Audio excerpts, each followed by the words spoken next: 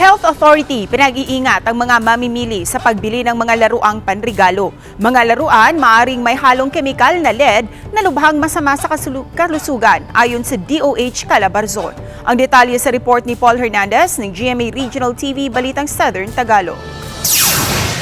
3 laruang panlalaki ang binili ni Farah para sa exchange gift ng mga apo niyang nag-aaral. Dahil sa halagang 150 pesos, solve na ang pamimili niya. Hindi naman daw siya metikuloso sa pagpili ng mga gamit na bibilhin. Yung yung gusto lang niya na baril-barilan. Hindi ko tinitingnan kung Pero bilin ng Department of Health o DOH Calabarzon, dapat na maging maingat ang mga customer lalo na ang mga magulang sa pagpili ng mga laruan. Karamihan daw kasi sa mga ito, may mga kemikal na umano'y nakakalason gaya na lamang ng lead. Ang mga bata, alam naman ho natin, mahilig yan nagsubo ng mga laruan. Nilalagay nila sa bibig nila yung mga laruan na minsan ay may pintura po. Ang mga laruan daw na hindi well-regulated at hindi dumaan sa masusing inspeksyon, pwedeng magdulot ng kapahamakan. Ayon sa DOH, Pagpasok po ng lead sa katawan ng tao, lalong-lalo na sa mga bata, ay maaaring magkaroon ng serious harm.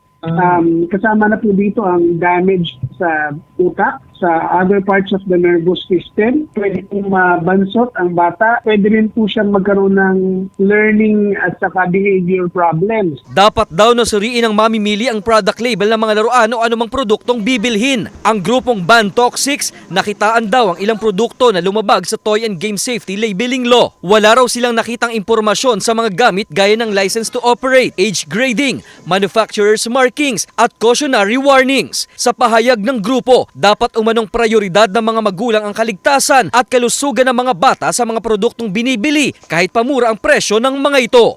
Mula sa GMA Regional TV Balitang Southern Tagalog, Paul Hernandez nagbabalita para sa GMA Integrated News.